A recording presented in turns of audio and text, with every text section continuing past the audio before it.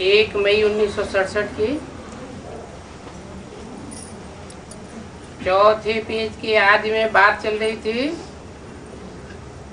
गंगा जल का कितना मान रखते हैं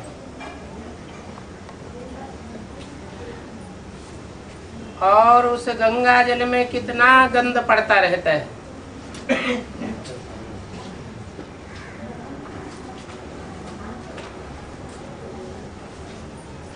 दुनिया वालों के लिए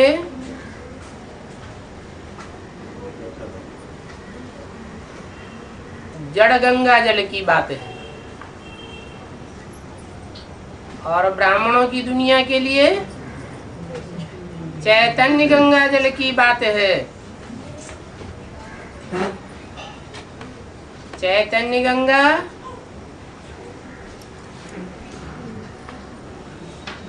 जब चैतन्य ज्ञान सागर के साथ है तो पतित पावनी है, क्योंकि पतित पावन बाप की सहयोगी है। और जब गंगा नदी का कनेक्शन सागर से टूट जाता है तो उस गंगा में किचड़ा पड़ता है, पानी में गंध पड़ता रहता है। तो बच्चों को अभी ये खुशी होनी चाहिए कि हम ज्ञान सागर के पास जाते हैं, कोई किचड़े वाली नदी के पास नहीं जाते हैं। कितना फर्क पड़ जाता है।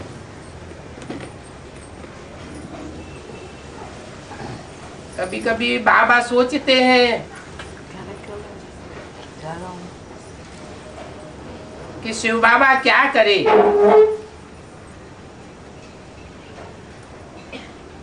जो ये बाबा बड़ा आदमी दिखाई देवे।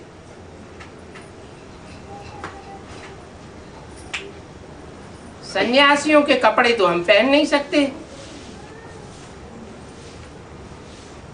बाप कहते हैं मैं साधारण तन लेता हूं।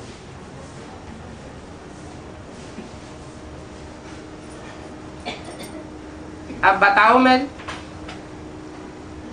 तुम ही बताओ मैं क्या करूं। इस रथ को कैसे सिंगारूं। वो मुसलमान लोग हुसैन की घोड़ी निकालते हैं, उस घोड़ी को कितना श्रृंगार करते हैं।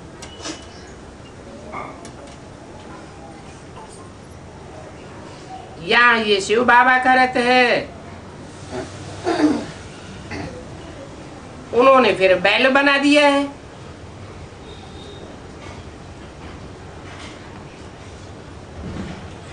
बैल के मस्तक में शिव का चित्र बनाए देते हैं।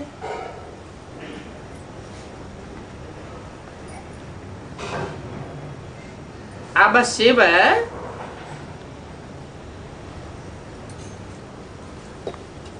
बैल पर कैसे आवेगा।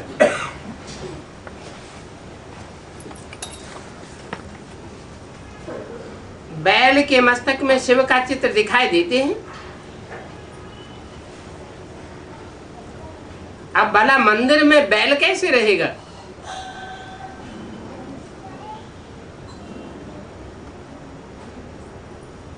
वास्तव में मैं कोई जानवर बैल में नहीं आता हूं। जानवर को सुधारने के लिए नहीं आता हूं। मैं तो मनुष्यों को देवता बनाने आता हूं। ये तो सब भक्ति मार्ग में बातें दिखाई है। बाप कहते हैं ये भक्ति मार्ग भी ड्रामा में नूद है।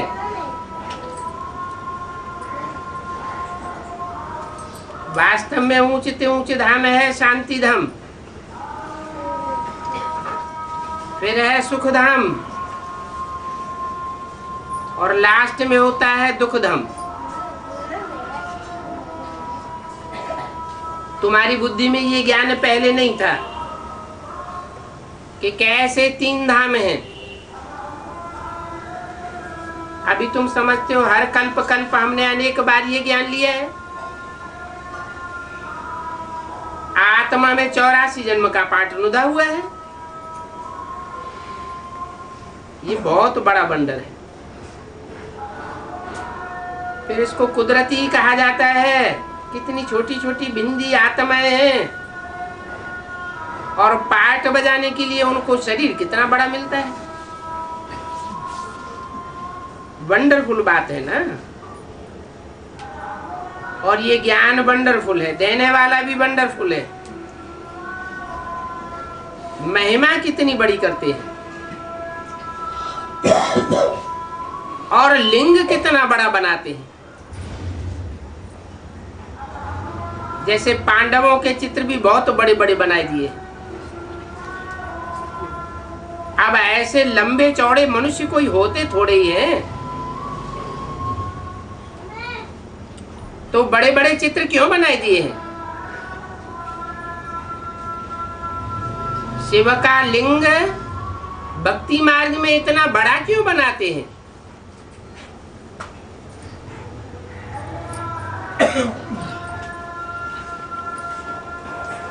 कोई तो कारण होगा। भक्ति मार्ग में जो भी दिखाया जाता है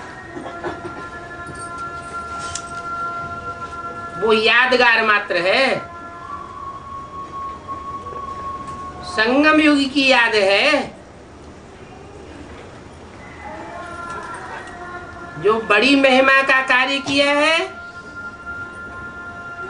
उसको बड़ा कैसे दिखावे।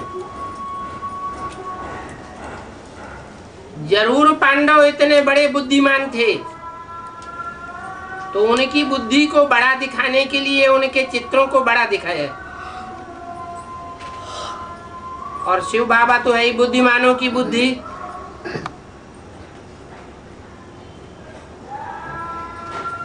इस वंडरफुल ज्ञान को देने वाला भी वंडरफुल है।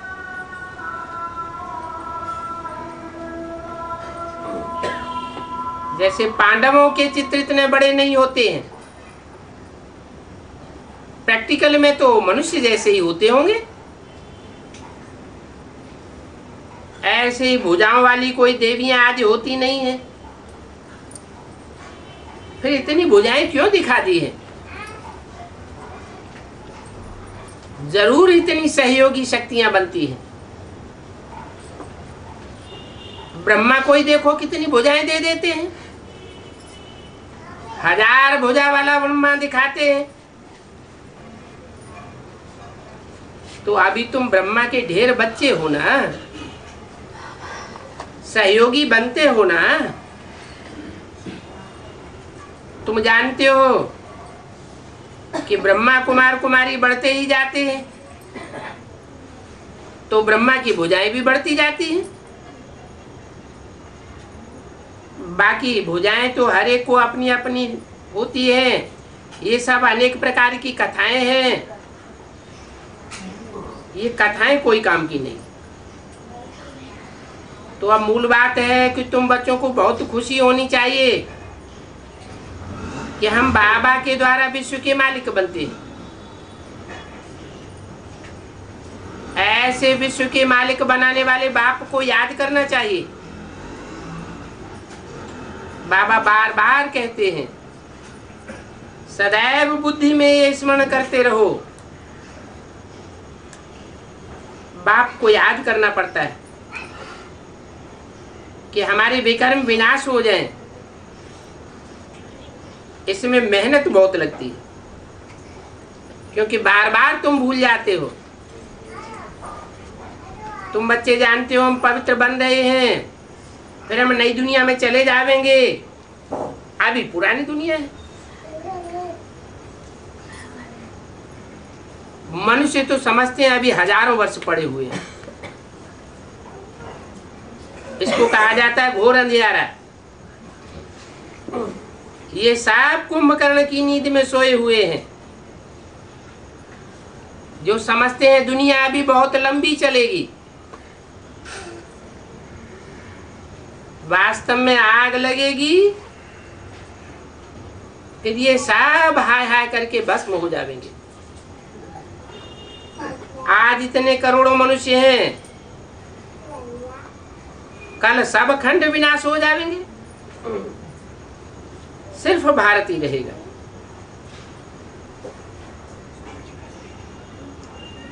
वहां तो मीठी मीठी नदियों के ऊपर रहते हैं, प्रकृति भी तुम्हारी दासी हो जाती है। दुनिया तो वही है, सतो प्रधान से तमो प्रधान बनती है, तमो प्रधान से सतो प्रधान बनती है। तो भक्ति मार्ग में ये सब अंधश्रद्धा की बातें हैं, जानवरों से भी बदतर बनाई दिए। तुम भी अभी समझते हो कि हम बंदर थे, डरती थे, रौरव नरक में थे। अभी बाप हमको पावन बनाने के लिए आए हुए।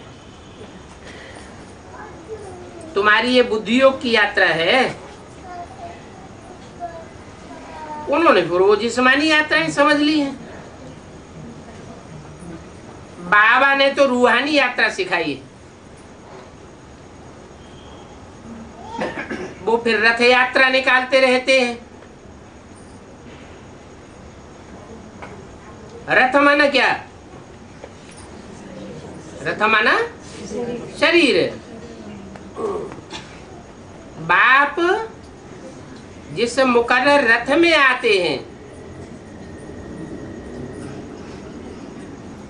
उसकी बात है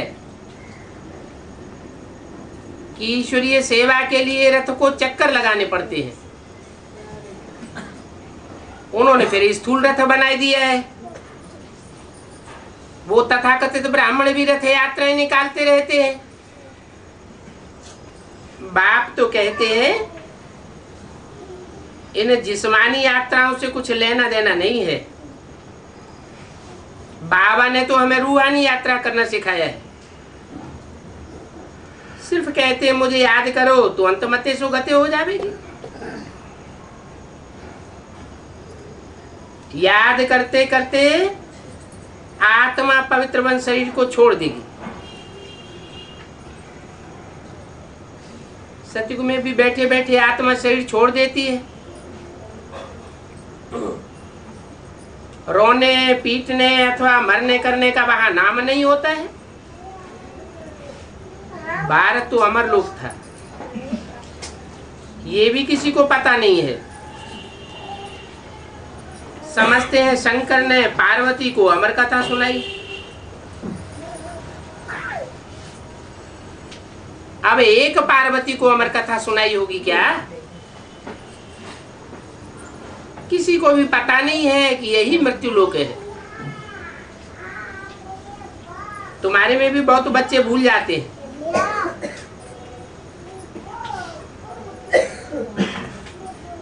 अमर लोक याद ही नहीं आता है।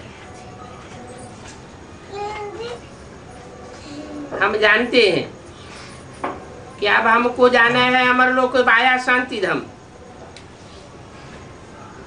तो तुम बच्चों को अथाह खुशी होनी चाहिए। बाबा भगवान उनको पढ़ाते हैं और एक की ही पढ़ाई है। उसमें भी पहले पहले मुख्य बात है याद की। वो फुरना लगा हुआ रहे कि हम पति से पावन कैसे बने। शिव बाबा के पास आए हो, जानते हो बाबा हमको फिर से पढ़ाने आए हैं। भारत अविनाशी खंड है। अविनाशी खंड है और दूसरे खंडा विनाशी हैं।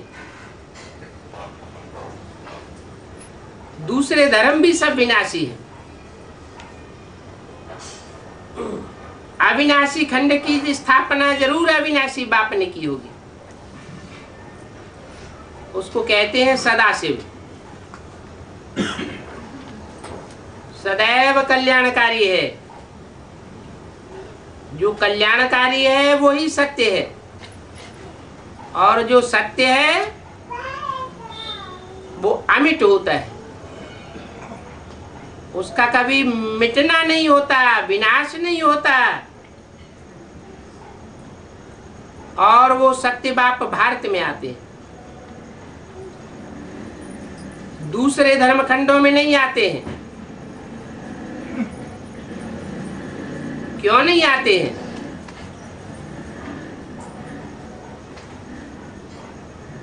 क्योंकि वहां झूठ का बोलबाला है, और भारत खंड भले सब खंडों के मुकाबले अभी पतित बन जाता है, तो भी यहाँ पवित्रता का बड़ा मान है। इसलिए शिव बाबा को भी पवित्र धर्म खंड में आना पड़े। पवित्र होता नहीं है, लेकिन पवित्रता को मान होता है। दूसरे धर्म खंडों में प्योरिटी को इतना मान नहीं है, तो बाप भगवान भी वहां नहीं आते।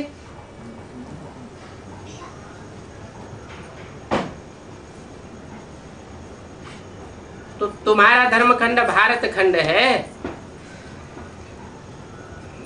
विनाश होगा, सब धर्म खंड विनाश को पावेंगे। क्योंकि उन धर्मों की स्थापना के निमित्त विनाशी आत्माएं बनती है, जिनके पार्ट का विनाश हो जाता है। वो 84 जन्म पार्ट नहीं बजाती, और भारतवासी पूरे 84 जन्म पार्ट बजाते। असत्य का विनाश होता है, सत्य का विनाश नहीं होता। गॉड फादर को ट्रुथ फादर कहा जाता है, सत्य को ही ज्ञान कहा जाता है। तो बाप आकर सद्धर्म की स्थापना करते हैं। जिस धर्म खंड में सद्धर्म की स्थापना होती है, वो भारत खंड अविनाशी खंड है।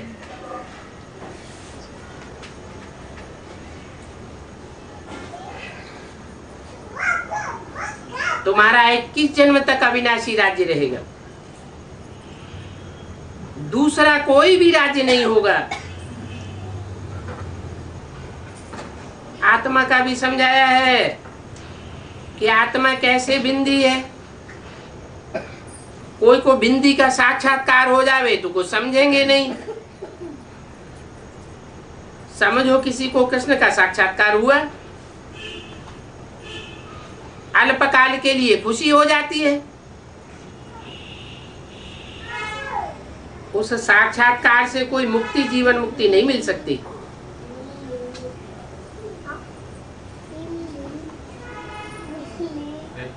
ये तो तुम्हारी एम ऑब्जेक्ट है कि तुमको नर से प्रिंस अथवा नर से नारायण बनना है। ये नर से नारायण बनने की पढ़ाई है। उठते बैठते बाप को और चक्र को याद करो। इसमें साक्षात्कार, ध्यान, दीदार आदि की बात नहीं है। जिनको ध्यान दीदार की आस रहती है, समझो उनकी बुद्धि में ज्ञान नहीं बैठा है, वो अल्पकाल की खुशी होती है। और तुम्हारी बुद्धि में ज्ञान बैठा है तो तुमको सदाकाल की खुशी होती है। अच्छा, ओम शांति।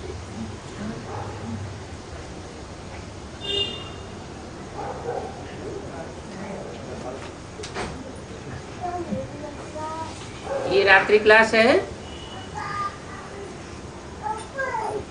1 मई 1967 का। कोई सर्विस समाचार होता है तो वो सुनाया जाता है।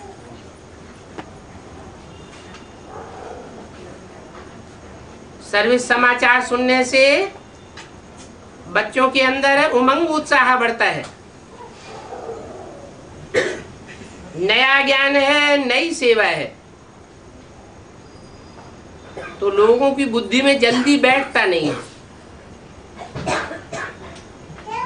अगर कोई की बुद्धि में बैठता है तो कहते हैं सेवा हुई। अपने ब्राह्मण धर्म वाले जो होंगे उनको तो बहुत खुशी होगी ये नई नई बातें सुनने से। ब्राह्मण धर्म का नहीं होगा, दूसरे धर्म में कन्वर्ट होने वाला होगा तो उनको इतना खुशी नहीं होगी।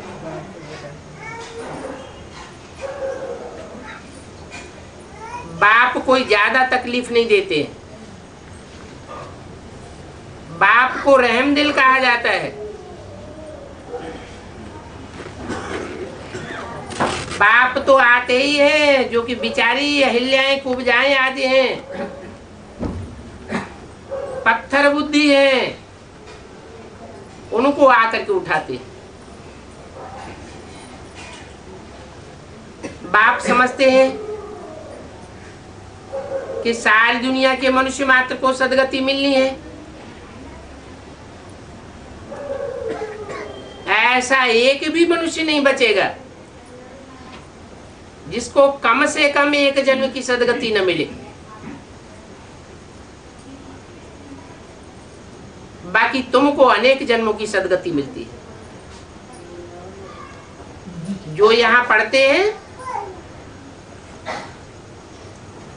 पहले पहले पढ़ते हैं, जास्ती पढ़ते हैं, वो पहले शांति धाम में जाकर के फिर सुख धाम में आवेंगे,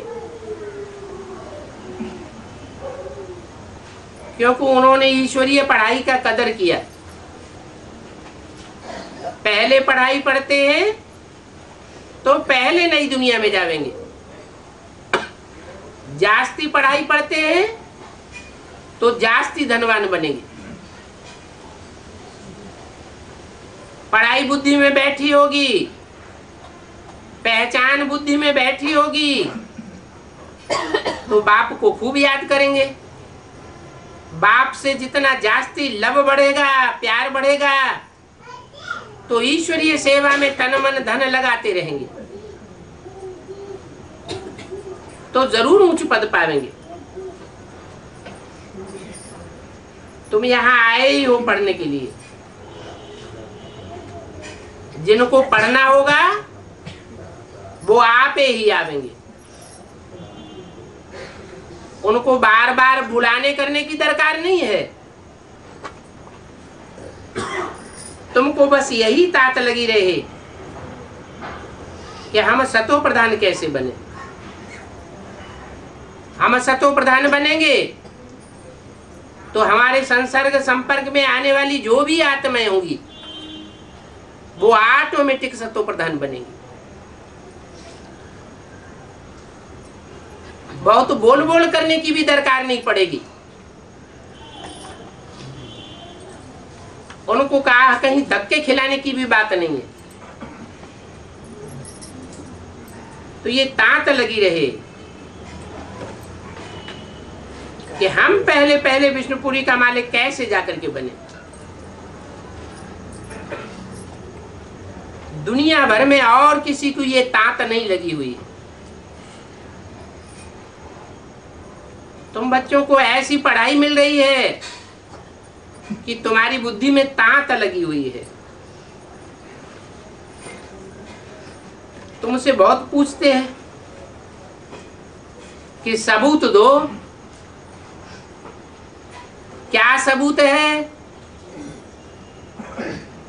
कि भगवान आया हुआ है? तो कहो इतने ढेर ब्रह्मा कुमार कुमारी अपन को ब्रह्मा कुमार कुमारी कहते हैं तो कोई अंधश्रद्धा से थोड़ी ही बने।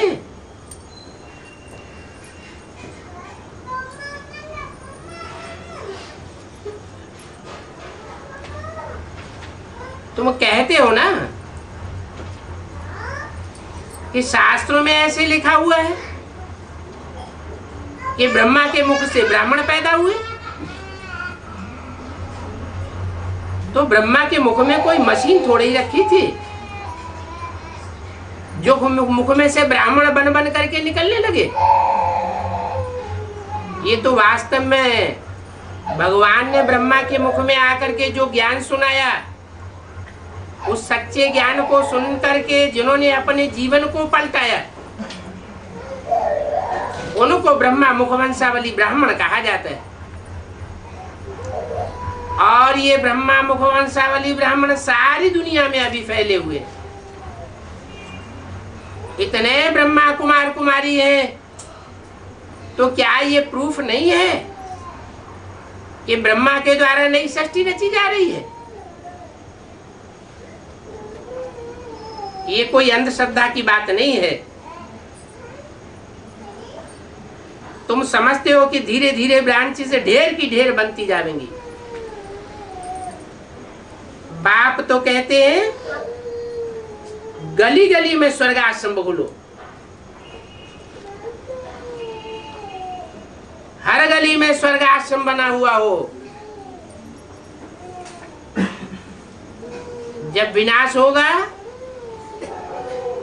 कर्फ्यू लगेगा, दूर दूर आने जाने नहीं देंगे। हर गली में आश्रम होगा तो एक दरवाजे से निकले और दूसरे दरवाजे में घुस गए।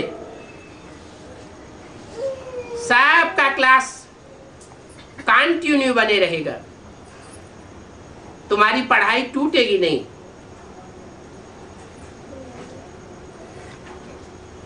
स्वर्ग में जाने के लिए युक्ति तो निकालनी है, संग का रंग तो बनाना पड़े। कहते हैं संग तारे कुसंग बोरे। विनाश की हाय हाय के बीच में अगर हमारी पढ़ाई की तांत टूट जाएगी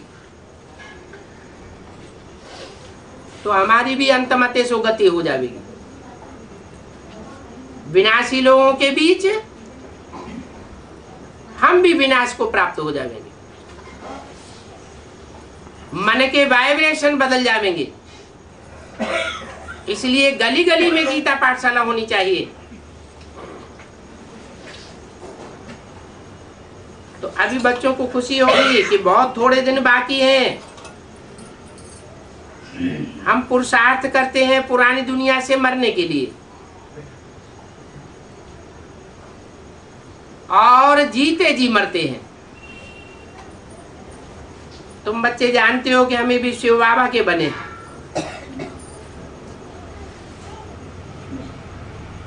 हम और कोई की सुनने वाले नहीं हैं। हमारे लिए एक शिव बाबा, दूसरा न कोई।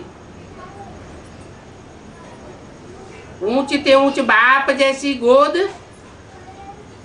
और कोई की नहीं हो सकती। तो ऐसे बाप की गोद बच्चों को मिलनी चाहिए। शिव बाबा कहते हैं मैं तो निराकार हूं।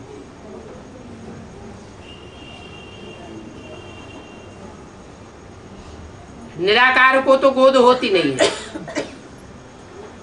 तो वो निराकार जिस तन में भी प्रवेश करता है मुकर्रर रूप से पार्ट बजाता है, उस गोद के तुम बच्चे बनते हो।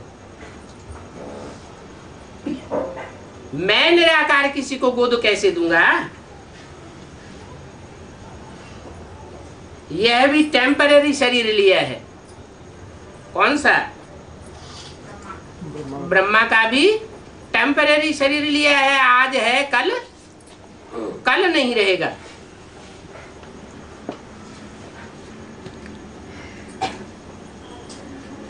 तुम तो कहेंगे हम तो शिव बाबा की गोद में जाते हैं।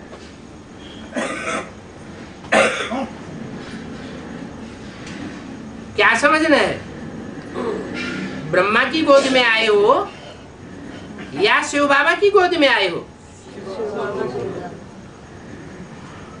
अगर समझते हैं हम ब्रह्मा की गोद में आए हैं तो ब्रह्मा का ही संग का रंग लगेगा। जो ब्रह्मा की गति होती है वो गोद लेने वाले की भी गति बन पड़ेगी। ब्रह्मा का हार्ट फेल हुआ तो गोद लेने वाले को भी ब्रह्मा की गोद याद आएगी। उनका भी हार्ट फेल होने लग पड़ता है। इसलिए बोला है सब ब्रह्मा का चित्र भी नहीं रखना है, ये तो टेम्पररी रथ है, मुकर्रर रथ नहीं है। तुम्हें तो मुकर्रर संग का रंग चाहिए।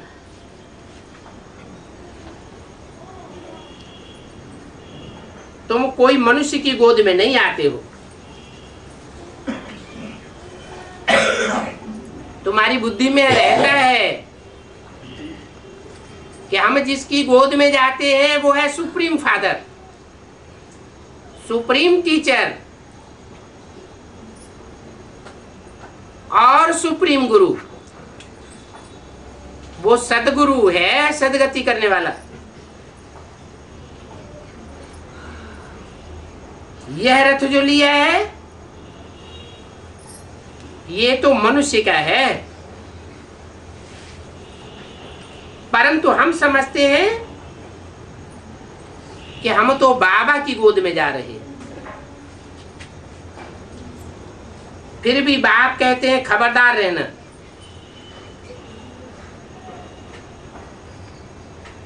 कोई भी मनुष्य की गोद में नहीं जाना। इतना ऊंचे ऊंच बाप है तो इतनी ऊंची गोद में जाकर फिर पतित की गोद में जाना शोभता नहीं है। बाप का बन फिर मुख से कहते हैं बाबा हम आपके बने। इतने ढेर बच्चे होंगे तो ढेर के ढेर बच्चों को कहां तक गोद में लेते रहेंगे।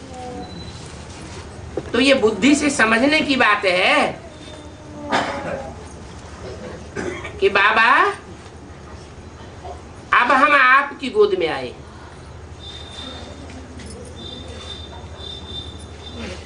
तो आगे चल करके यह गोद लेना भी बंद हो जाएगा। ये कोई स्थूल गोद की बात नहीं है। तुम्हारी तो याद की गोदी है।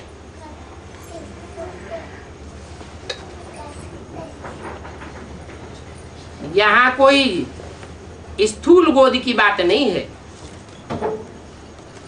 बाबा के सन्मुख मिलने आते हो तो फिर बाबा की गोद मिले या न मिले, बुद्धि में रहता है हम बाप की गोद में आए। शिव बाबा को याद करना है। बाप कहते हैं देह सहित सभी संबंध तोड़ करके अभी अपन को आत्मा समझो। ये निश्चय करो। निश्चय की बात है कि हम शिव बाबा के बच्चे बन गए, माना शिव बाबा की गोद के बच्चे बने हैं। वास्तव में स्थूल गोद की दरकार नहीं है। समझते हो? शिव बाबा हमको पढ़ाते हैं।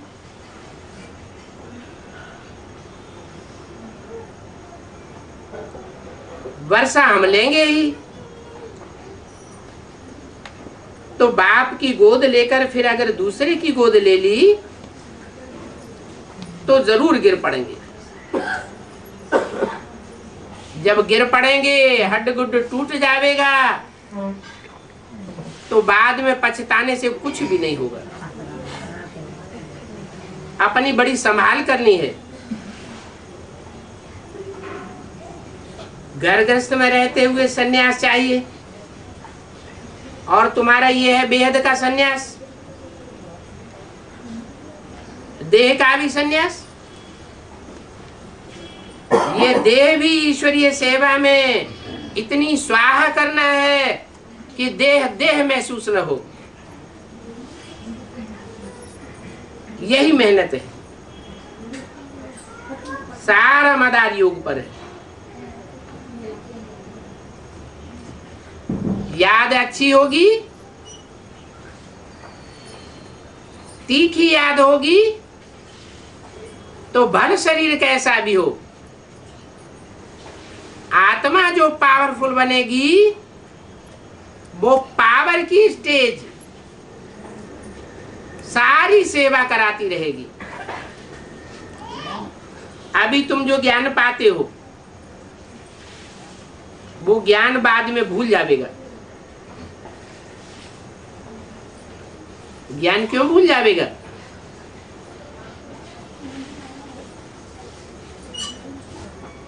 ज्ञान भूल जाएगा, फिर याद क्या रहेगा? ज्ञान तो साधन है पतितों को पावन बनाने के लिए, परमात्मा बाप का परिचय देने के लिए। परमात्मा बाप जो पतित पावन है उसे याद करने के लिए। जब परमात्मा बाप से बुद्धि योग टिक जाता है तो फिर ज्ञान की दरकार नहीं, प्रैक्टिस पक्की हो गई। एक बाप दूसरा न कोई। तो ये ज्ञान माताओं के लिए तो बहुत सहज है और कुमारियों के लिए तो और ही सहज है। कुमारों के लिए भी सहज है, फिर भी कहेंगे कुमारियों के लिए तो बहुत सहज है, क्योंकि कुमारियों को कोई बंधन नहीं होता। कुमारियां निर्बंधन होती है, माताओं को तो फिर भी बंधन होता है। यहाँ तुम आते हो ज्ञान सागर परमपिता परमात्मा के पास, जो तुमको राजयोग सिखाते हैं। यह राजयोग बाप के सिवाय और कोई मनुष्य मात्र नहीं सिखा सकता। जो बाप बीज है वो सत्य है और चैतन्य भी है। सारी मनुष्य सृष्टि का बीज है। बीज बाप को कहा जाता है। वो परम पिता है, वो सब का बाप है और वो सत्य भी है। और इस दुनिया में सब असत्य है, एक सच्चा और बाकी सब झूठे साबित हो जाते हैं। एक ही चैतन्य है, बाकी सब की जड़त्वमयी बुद्धि हो जाती है। माया सब की पत्थर बुद्धि बनाई देती है। तो ज्ञान सागर है एक और अज्ञान के सागर हैं अनेक। तुम्हारी बुद्धि में है कि सब काम आत्मा ही करती है, खाना आदि भी आत्मा ही पकाती है। आत्मा से पूछते हैं कि तुमने क्या बनाया, तो आत्मा ही कहती है दाल बनाई। आत्मा ही तो बोलती है ना। तो संस्कार आत्मा में भरे हुए हैं। आत्मा कहेगी ये मेरा शरीर है, क्योंकि आत्मा ही शरीर की मालिक है। शरीर कोई आत्मा का मालिक नहीं है, परंतु अज्ञानता के वश शरीर की कर्मेंद्रियां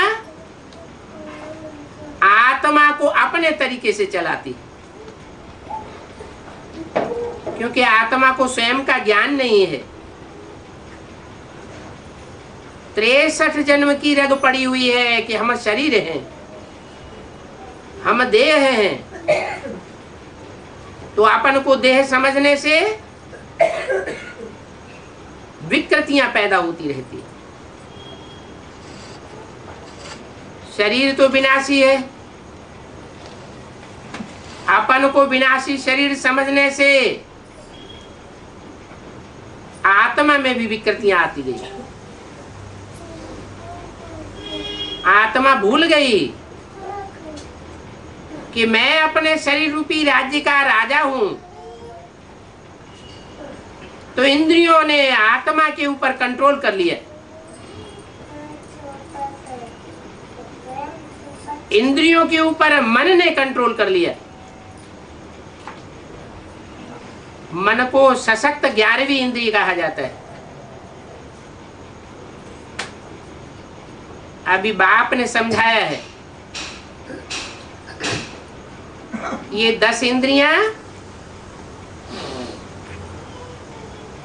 शरीर का अंग है। इन इंद्रियों को अभी मन अपने अनुकूल चला रहा है। आत्मा भूली हुई है कि मैं मन बुद्धि संस्कार सहित आत्मा हूं। सबसे पावरफुल आत्मा की शक्ति है बुद्धि। मनुष्य जब जन्म लेता है तो हर मनुष्य को अपने पूर्व जन्मों के संस्कार के अनुसार बुद्धि की दात मिलती है।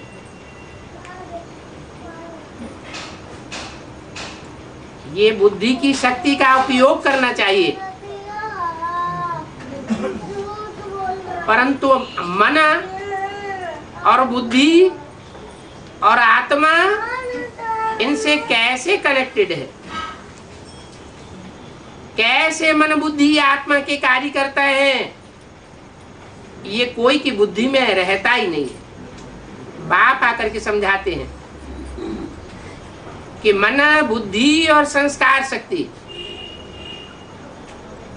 ये आत्मा की 3 शक्तियां हैं। इन 3 शक्तियों के द्वारा आत्मा हर कार्य करती है। बाप आते हैं, आत्मा को ऐसी पढ़ाई पढ़ाते हैं कि पतित आत्मा पावन नारायण बन जाए।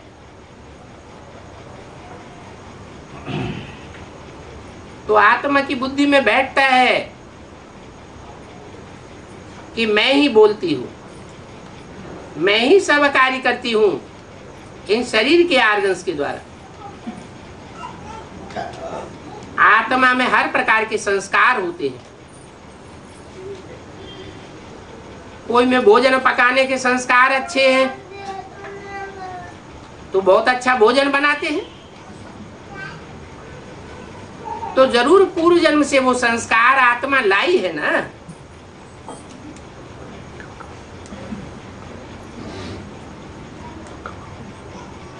अभी तुम जानते हो हमारे अंदर ब्राह्मणत्व के संस्कार हैं।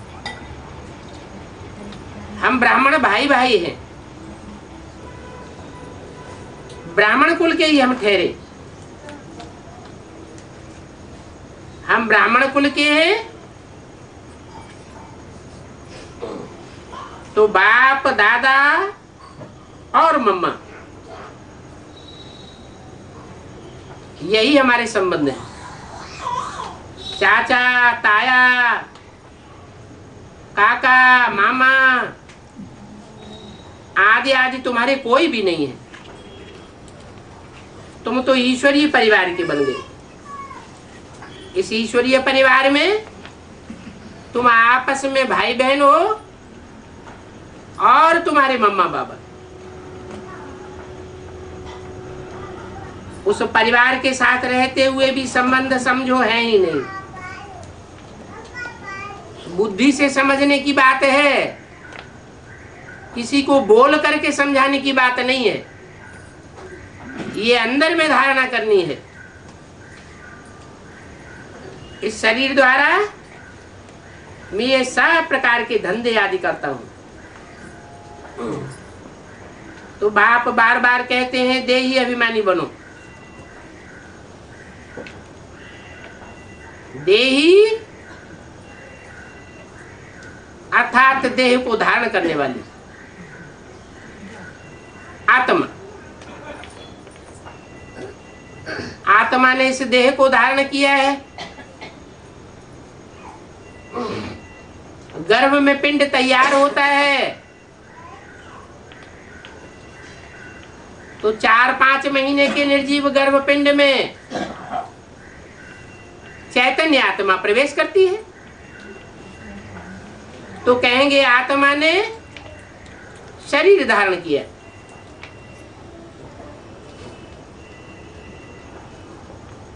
तो धारण करने वाली आत्मा है। सदैव अपन को आत्मा समझना चाहिए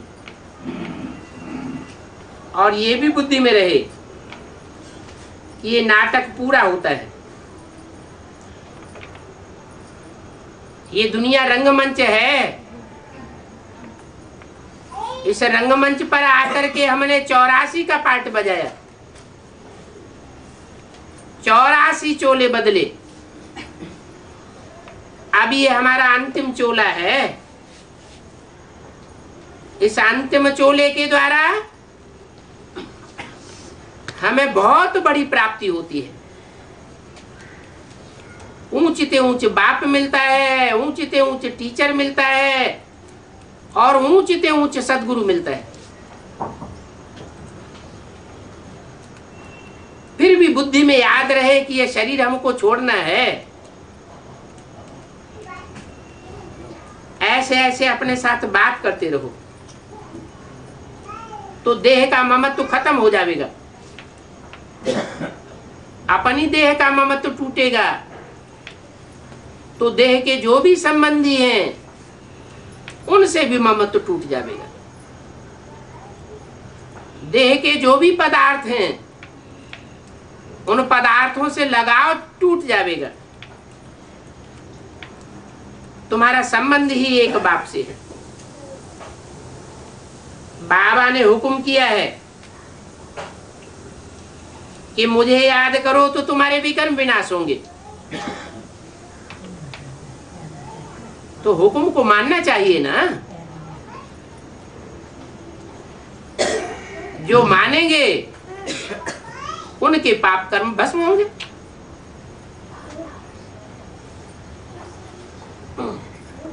मैं तो तुम्हारे कल्याण के लिए कहता हूं कि मुझे याद करो। कोई दूजम को याद मत करो और कोई दूसरे को याद करेंगे तो उनके ऊपर तो पापों का बोझ है। ऐसा तो कोई है नहीं कि जिसके ऊपर पापों का बोझ न चढ़ता हो। तो पापात्मा को याद करेंगे तो क्या बनेंगे? पाप बढ़ेगा या घटेगा? पाप बढ़ेगा। एक मैं ही ऐसा हूं जिसके ऊपर पाप पुण्य का कोई लेप छेप नहीं लगता। मैं पाप से भी परे हूं, पुण्य से भी परे हूं। पाप से परे हूं तो मैं राक्षस भी नहीं बनता हूं और पुण्य से भी परे हूं तो मैं देवता भी नहीं बनता हूं। न मैं सुख लेता हूं न मैं दुख लेता हूं। दुख और सुख दोनों से परे हूं। ऐसे को याद करेंगे तो तुम भी सुख दुख से परे हो जाएंगे और सुख दुख से परे की दुनिया में पहुंच जाएंगे।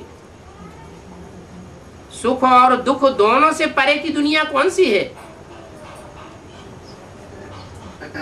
उस धाम का नाम क्या है? शांति धाम में पहुंचे जाएंगे। क्योंकि दुख की दुनिया में अशांति होती है तो शांति का अनुभव करेंगे। सुख की दुनिया में जाने वाले सुख का प्रारब्ध पूरा होता है तो दुख की दुनिया में आ जाते हैं। तो मैं तुमको ऐसे धाम में ले जाता हूं जो सुख और दुख दोनों से परे है।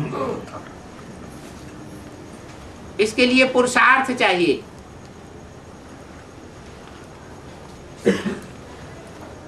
नष्टो मोहा स्मृति लब्धा। एक बाप की स्मृति रहे और सब देह और देह के संबंधियों और देव के पदार्थों से मोह नष्ट हो जाए, क्योंकि तुम्हारा संबंध एक बाप से है। तुम्हारा धंधा ही है, यह है या बाप को याद करना और दूसरों को बाप की याद दिलाना। पुराने बंधन, पुरानी दुनिया,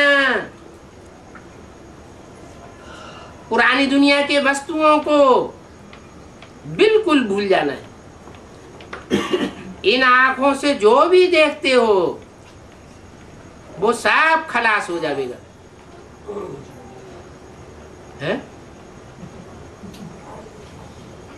सब खलास हो जाएगा। इन आंखों से सूरज को देखते हैं, खलास हो जाएगा क्या? है?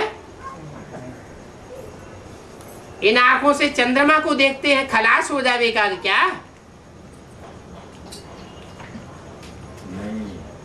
अभी जो सूरज का रूप है वो भी तामसी रूप है।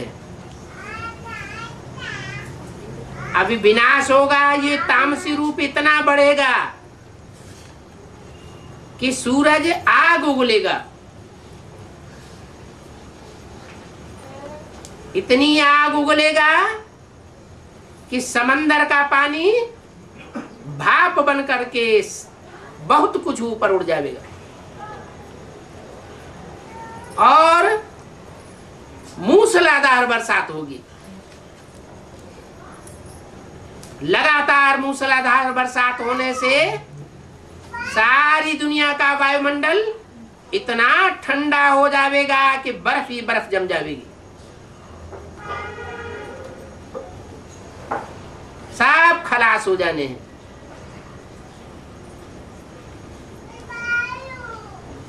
तो जो भी दुनिया में हम देखते हैं अभी, उन सब का रूप परिवर्तित हो जाएगा।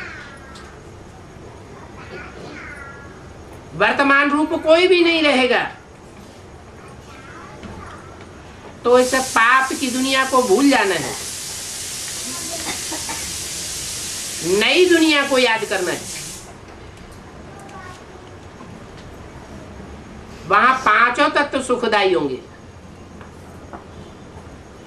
पृथ्वी, जल, वायु, अग्नि सब सुखदायी होंगे। तो ये सब बातें बेहद का बाप तुम बच्चों को समझाते हैं। जो बेहद का बाप बेहद की पढ़ाई पढ़ाते हैं, उनकी श्रीमत पर चलना है। श्रीमत कहा जाता है श्रेष्ठ ते श्रेष्ठ की मत को। तो दुनिया में श्रेष्ठ ते श्रेष्ठ कौन है ये जानना पड़े। जो भी पाठधारी है 84 जन्म में, उनमें श्रेष्ठ से श्रेष्ठ पाठधारी कौन गाया हुआ है? अच्छा, शास्त्रों में कौन गाया हुआ है? शास्त्रों में ऐसा कोई पाठधारी है जिसकी शास्त्रों में भी कोई ग्लानि न हुई हो? नारायण की शास्त्रों में भी कोई ग्लानि नहीं। उस सत्यनारायण की कथा गाई जाती है घर घर में। तो वो हुआ श्रेष्ठ ते श्रेष्ठ। उस श्रेष्ठ ते श्रेष्ठ नर में भगवान बाप जब प्रवेश करते हैं तब वो श्रेष्ठ बनता है। उसको पहचान लिया, जान लिया और मान लिया, उनके लिए बताया हुआ है कि सबसे अच्छा पुरुषार्थ है और सबसे सहज पुरुषार्थ है नारायण को याद करना। जिसको याद करेंगे वैसी ही गति बन जाएगी। अंतमते सो गति। तो याद बहुत पक्की होनी चाहिए। इसलिए कहा जाता है कि न निराकार ज्योति बिंदु को याद करना है, न साकार को याद करना है, न आकारी को याद करना है। फिर किसको याद करना है? उस साकार जो ऊंचते ऊंचे पाटधारी है, उसमें आए हुए निराकार बाप को याद करना है, जिसकी ऊंचते ऊंच मत है। ऊंचते ऊंच को याद करेंगे तो उसके प्रति हमारा लव बढ़ता जाएगा। लव इतना बढ़ना चाहिए कि लवलीन अवस्था हो जावे। आत्मा परमात्मा बाप के प्यार में लवलीन हो जावे। शास्त्रों में लिख दिया है आत्मा परमात्मा में लीन हो गई। ये कहाँ की यादगार है? संगम युग में ही हम बच्चों की संपूर्ण स्टेज का यादगार है कि 84 जन्म लेने वाली आत्मा जो पक्का आत्मा का पाठ बजाने वाली है, वो परमात्मा बाप की याद में ऐसी लव में लीन हो जाती हैं कि उन्हें ये पता भी नहीं लगता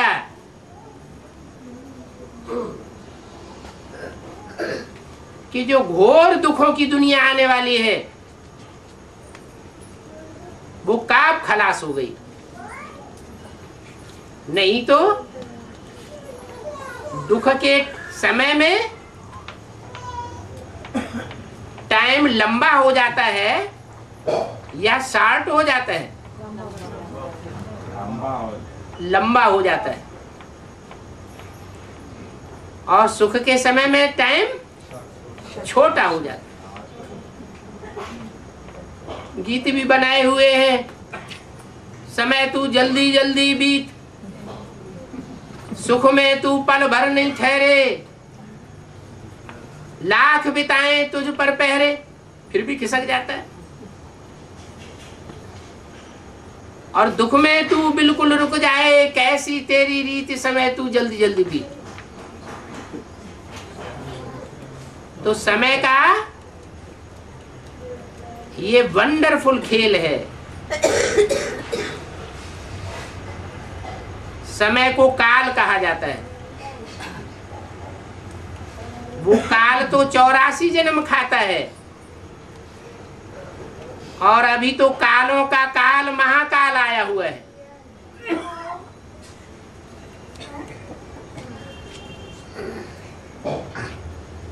दुखों का समय तो अभी आने वाला है।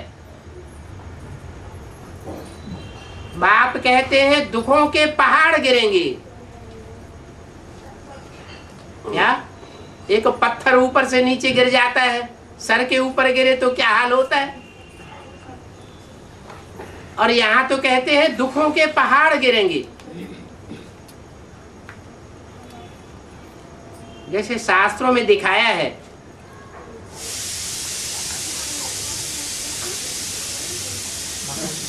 कि इंद्र ने बरसात बरसाई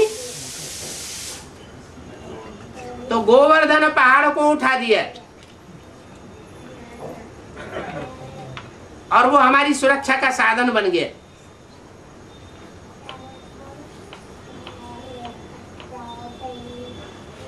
तो अभी वो टाइम आने वाला है जो परमात्मा बाप की याद में लवलीन होंगे,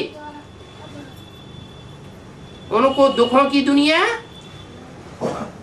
होते हुए भी दुख महसूस नहीं होगा। ऐसे लगेगा कि जैसे टाइम जल्दी जल्दी भाग रहा है।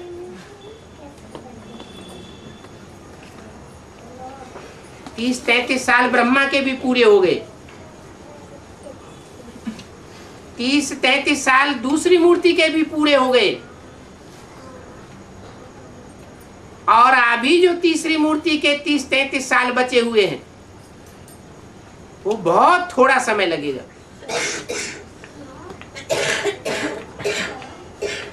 अनुभव भी किया होगा बहुतों ने, जब अच्छी याद लग जाती है तो टाइम का पता नहीं लगता कि टाइम कहाँ खसक गया और कितना हो गया।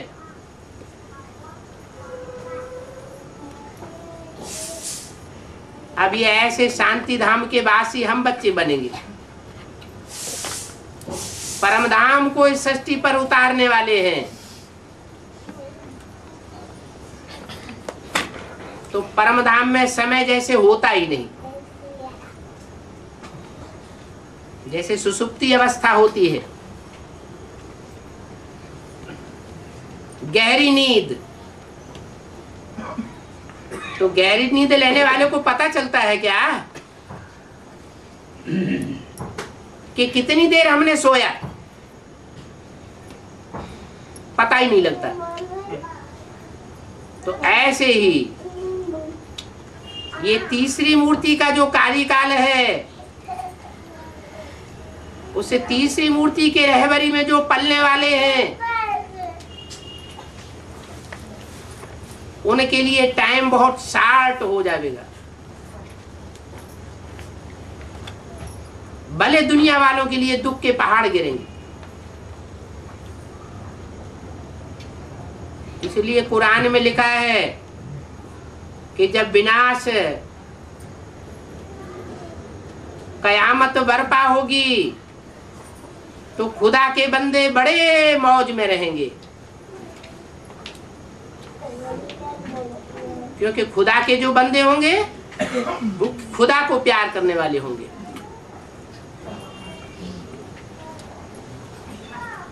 वो भूत प्रेतों को प्यार करने वाले नहीं होंगे।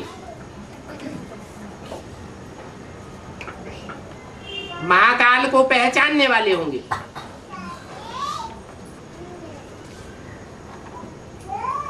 महाकाल कालों का काल कहा जाता है। काल को बहुत शार्ट कर देता है अपने बच्चों के लिए। ओम शांति।